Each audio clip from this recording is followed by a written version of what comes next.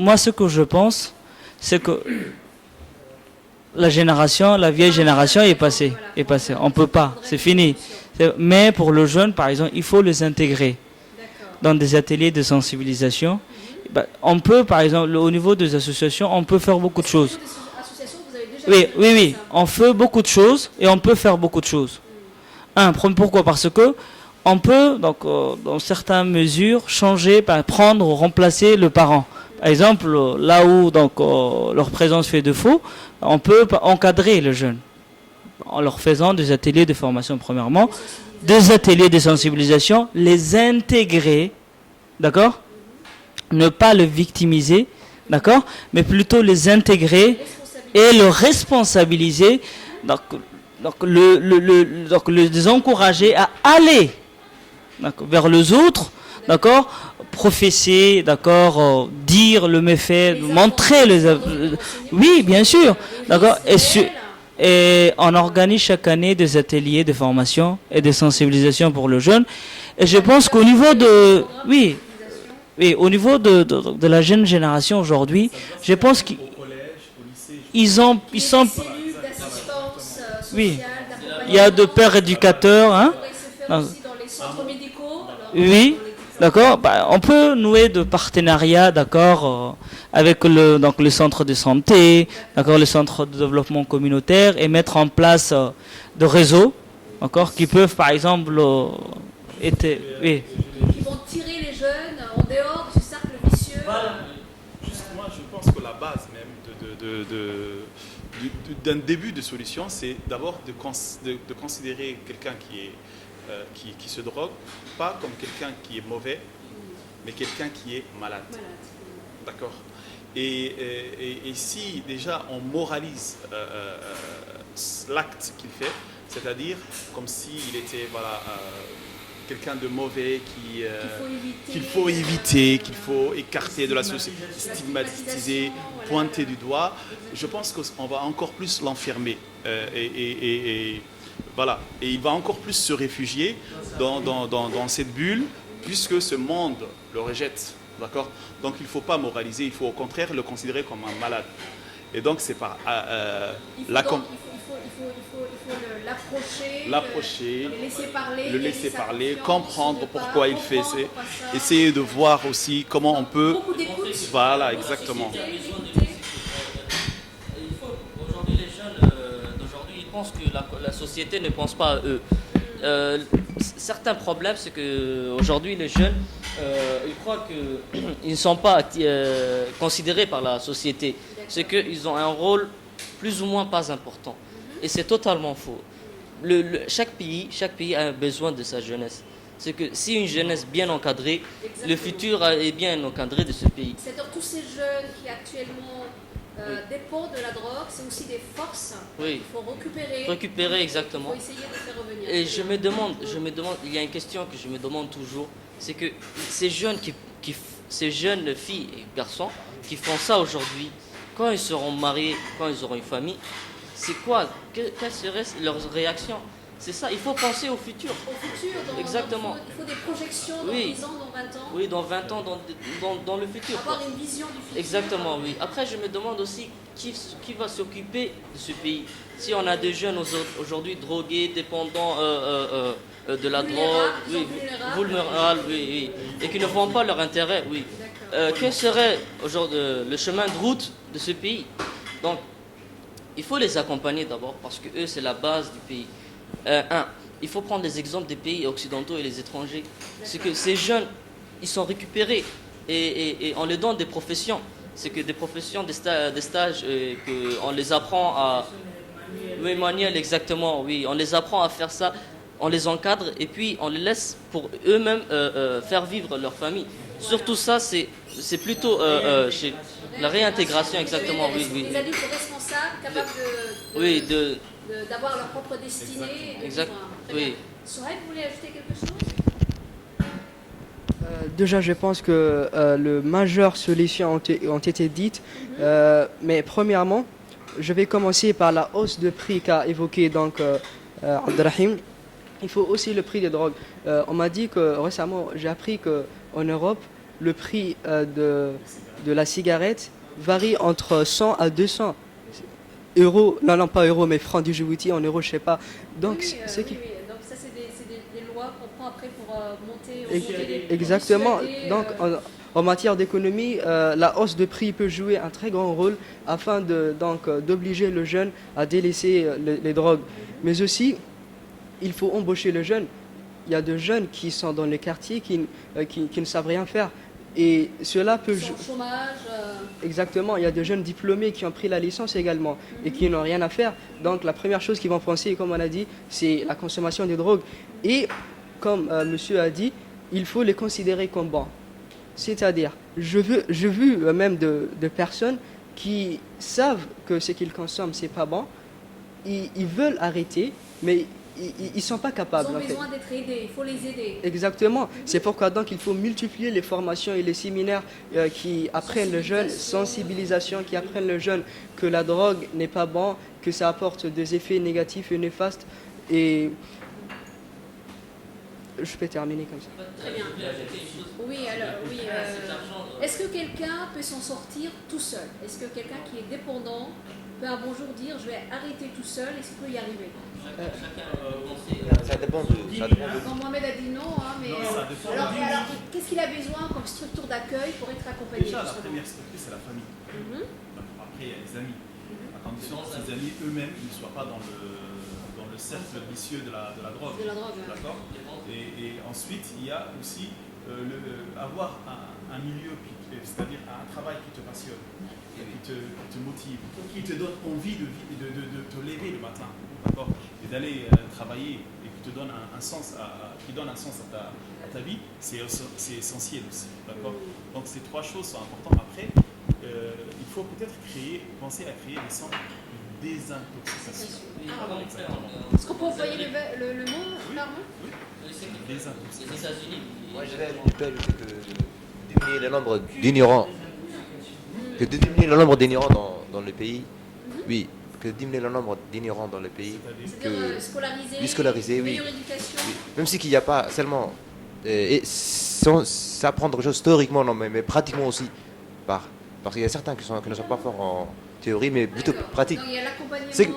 Ceux qui sont quittés l'école.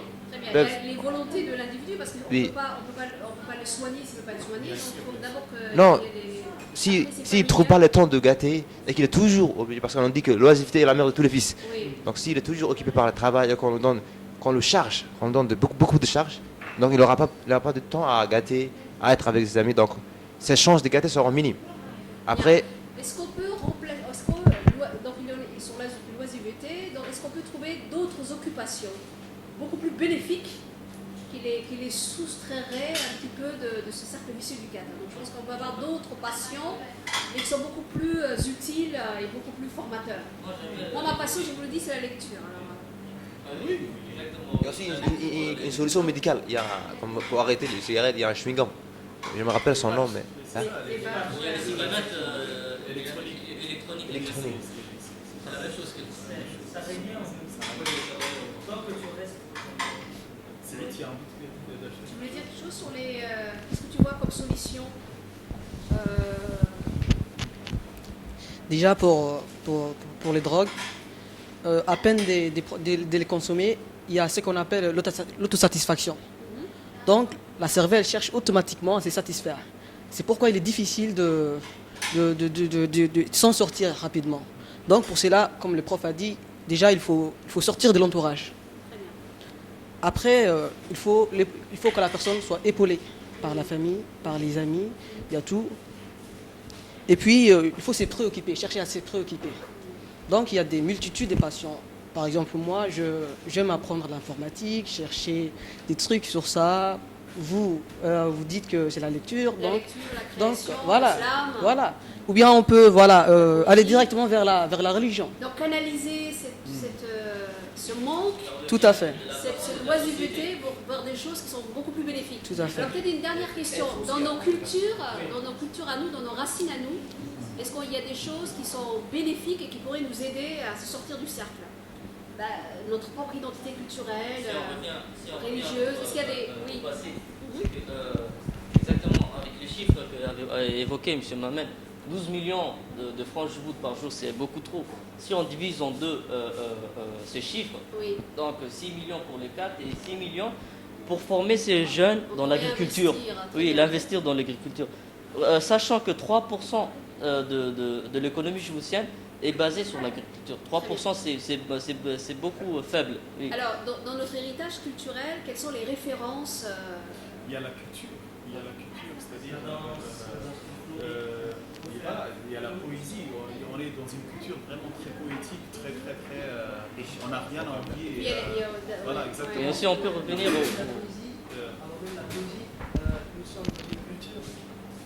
Oui. Notre culture invite au travail et donc à l'activité, ce qui veut dire que la personne qui Contribution, contribue tâches, exactement, quotidiennes. voilà, et donc la personne qui travaille beaucoup, forcément, elle n'aura pas beaucoup de temps à consommer les drogues. Et également, nous sommes d'une culture musulmane, c'est-à-dire que la religion musulmane interdit tout ce qui donc peut nuit à la personne, voilà, et tout ce qui peut donc faire de la personne une personne qui n'est pas bonne. Et donc la moralité et la morale de la religion sont donc il invite à ce que nous délaissons les drogues. Bien sûr. Voilà. C'est vrai qu'il y a les enseignements qu'on retient de notre religion, c'est que Je pense pas, il ne moi, faut jamais attenter Voilà. Oui, à ce qui fait la dignité, la valeur Oui. de l'humanité. Mais moi, je ne pense pas qu'il faut attendre tout de l'État. D'accord. Oui. Je pense que. Est-ce que l'État justement doit être le grand arbitre C'est à lui de nous donner les solutions, de nous Mais apporter les justement. solutions. Pensez-vous qu'il faut des interdits Il y aura des problèmes de plus. C'est-à-dire, quand vous dites Il y les aura des interdits. problèmes. Par exemple, n'est pas fumé, des restrictions, n'est pas fumé dans les lieux publics. Ah, ça c'est important, des mais lois qu'on avait ratifiées. maintenant, comment ça va être respecté dans les faits? Il y a un règlement. C'est ça. Donc, c'est passé déjà à l'Assemblée nationale. Oui. C'est une loi et elle n'est pas respectée. Il suffit de monter dans un bus et vous êtes asphyxié par la cigarette du Fumeur, Kouchbey. passif Et voilà. Et vous ne dites même pas arrêter de. Même si vous dites ça sert à rien, vous n'allez créer qu'un conflit. Donc autant supporter et descendre. Voilà, exactement. À mon avis, il faut suivre l'exemple du DCT, d'oral et conteneur terminal. C'est que pour les employés, ils respectent un planning. C'est que lorsqu'ils commencent, il y a une heure spéciale pour fumer. 9 heures. Ils ont 30 minutes pour fumer. Il y a Et cigarette. Voilà. pot cigarette, exactement. Un gros pot cigarette que tous les cigarettes sont jetées. Et simplement, c'est pour 1 heure. Les règlements sont stricts. Celui qui fume en plein travail, il est exclu. Très bien. Directement. Et Mohamed parlait de mesures dissuasives, c'est ça en fait. C'est que finalement, on veut éviter à ce que l'individu puisse fumer à n'importe quel moment. Oui. Donc, à se retenir. Donc, c'est vraiment Ce ce qui qu'on appelle est- la dissuasion Je, progressive. moi, je préfère parler des ententes. D'accord. Parce que plus c'est prohibé, plus ça devient une tentation, une fascination, tu as, pour l'interdit. Donc ça arrive. Donc il y a eu vraiment, donc pendant la prohibition aux États-Unis, vraiment, le vent d'alcool a carrément explosé. Oui. Donc, Par exemple, l'importation du tabac, et ça fait plus de. ça verra la contrebande. Oui. Donc, Donc ça, c'est-à-dire l'argent, au moins maintenant, il faut si qu'il y ait. se place du côté de l'État. Oui. Et voilà.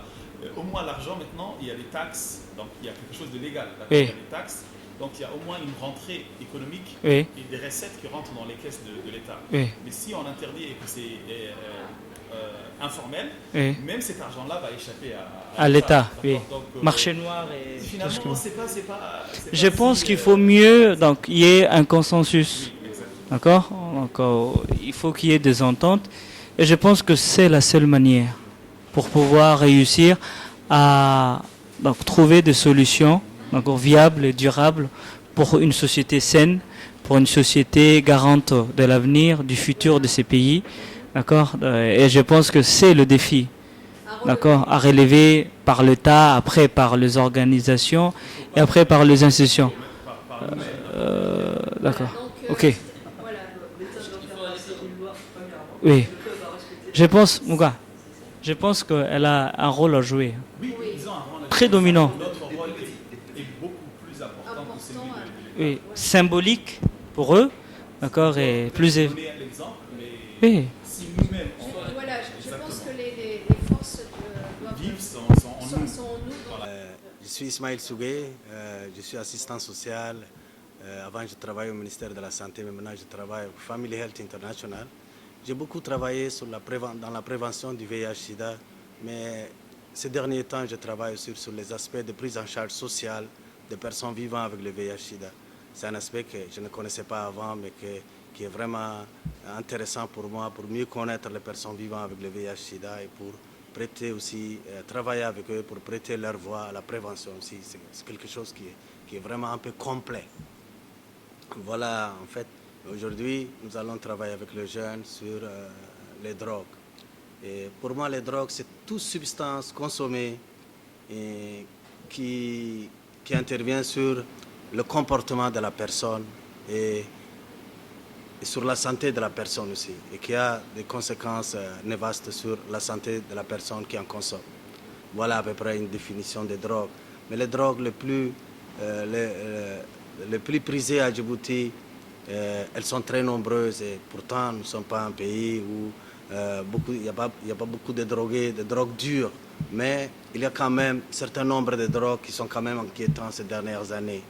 Le premier, dans la liste que je fais quand je parle de drogues aux jeunes, le premier des drogues pour moi c'est le khat, parce que le khat c'est la drogue le plus consommée à Djibouti, où il y a un nombre très important de gens qui en consomment tous les jours. Et ensuite, il y a certaines drogues comme le cannabis qui se répand de plus en plus. Il y a des comprimés qui viennent des pays voisins comme l'ecstasy, et que nous donnons des appellations locaux comme Damaï, comme machin, et les gens ils achètent à des prix dérisoires. Et il y a aussi toutes les drogues qui nous viennent aussi des pays voisins comme l'Éthiopie, qui sont les alcools localement produits.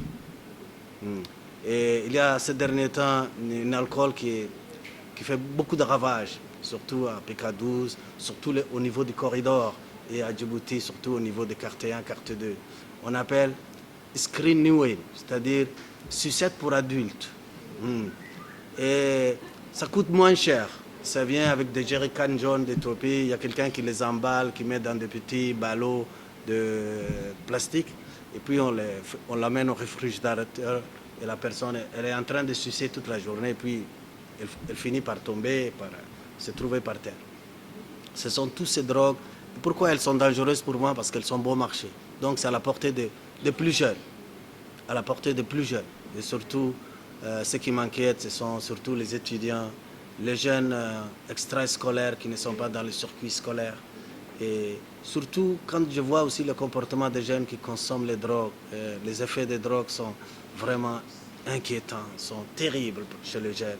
Parce que les jeunes, en contact avec les drogues, ils se trouvent souvent dans la rue. Et quand il est en addiction, vraiment, il faut qu'il trouve les drogues tous les jours. Et tous les jours, il va faire n'importe quoi, voler. Même, c'est un problème pour la sécurité publique, déjà. Il va voler, il va faire le vol à la tire, il va faire n'importe quoi pour trouver sa dose de drogue. Et ça, c'est vraiment un grand, grand problème à Djibouti. Oui. Et il faut des initiatives qui viennent des personnes, des adultes, des personnes de confiance, des éducateurs, pour empêcher les jeunes, les encadrer, pour ne pas tomber dans le piège de drogue. Et ça, c'est vraiment important à Djibouti. Actuellement, je travaille avec des associations, j'ai vu travailler des associations de base communautaire comme à Balbala, dans certains quartiers de la ville. Ce sont des anciennes associations qui ont un caractère plutôt communautaire. Parce que normalement, les associations, elles sont très nombreuses à Djibouti. Et les associations unipersonnelles sont les plus nombreuses. Il y a une personne qui a une association et il pense qu'il va gagner de l'argent en proposant des projets aux bailleurs et il est tout seul, c'est lui qui fait tout. Mais il y a des associations à base communautaire, il y a quelques-unes à Balbala. Donc récemment, j'ai travaillé avec une association à Balbala, près de Ouahladaba, où les jeunes, où les responsables de l'association réunissent une fois par semaine les jeunes pour les encadrer et parler du drogue. De temps en temps, ils font appel à moi et j'apporte aussi mes connaissances pour dire voilà les drogues. Et je pense qu'il faut encadrer les jeunes. Il ne faut pas laisser les jeunes se replier sur eux-mêmes. C'est ça le plus grand problème. Ne jamais laisser les jeunes se replier sur eux-mêmes. Et je suis un peu resté sur ma faim quand je vois le centre de développement communautaire où on ne parlait pas suffisamment en profondeur les aspects drogue et jeunes non scolarisés. Parce que c'est eux qui sont souvent en contact avec les drogues. Et les drogues sont encore terribles quand le jeune, très jeune, qui a moins de 20 ans, a une addiction avec une drogue. Et les drogues les plus usitées à Djibouti, c'est les 4. Et c'est le plus compliqué pour combattre. Pourquoi? Parce que c'est un drogue qui est admis par tout le monde. Il y a les parents, il y a les éducateurs, il y a tout le monde qui y prend. Ces derniers temps, il se féminise encore. Le 4 devient de plus en plus au féminin. Voilà, et ça c'est un grand problème. Je pense que les résolutions pour aider les jeunes à ne pas être en contact avec les drogues, c'est leur parler d'abord. On n'a jamais parlé vraiment drogue avec les jeunes. Donc il faut parler. Et en parlant, on éclaire les problèmes. Il faut éclairer les problèmes. Ils ne voient pas les problèmes de drogue. Ils ne voient pas les conséquences terribles de drogue. Ils ne voient pas que les drogues est un grand problème pour eux-mêmes, pour leur santé, pour leur avenir, pour leur personnalité. Donc il faut leur parler. Tout en parlant des drogues, quelles sont les drogues.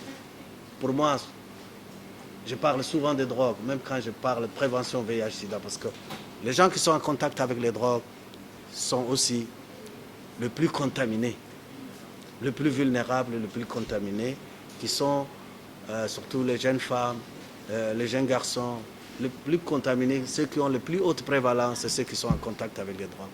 Et je pense que c'est une responsabilité des adultes, des éducateurs, des associations communautaires et de la communauté en général. Sans oublier les parents. Il faudra trouver les solutions nous-mêmes.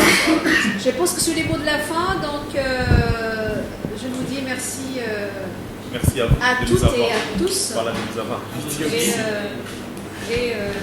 Donc voilà, donc je pense que finalement on est à la fin de ce débat. Donc je remercie tous les intervenants et j'espère qu'on aura l'occasion de se retrouver autour d'une autre thématique. Et là, je pense que la grande solution qu'on a apportée, c'est que déjà on a abordé la question, donc on a échangé. Et donc, quelque part, chacun a pu donner son avis. Et puis les solutions donc, sont venues à partir de là. Et donc, en effet, à chacun de contribuer pour justement préserver ce qui fait la force du pays, donc qui est la jeunesse. Donc, merci à tous et voilà. À bientôt.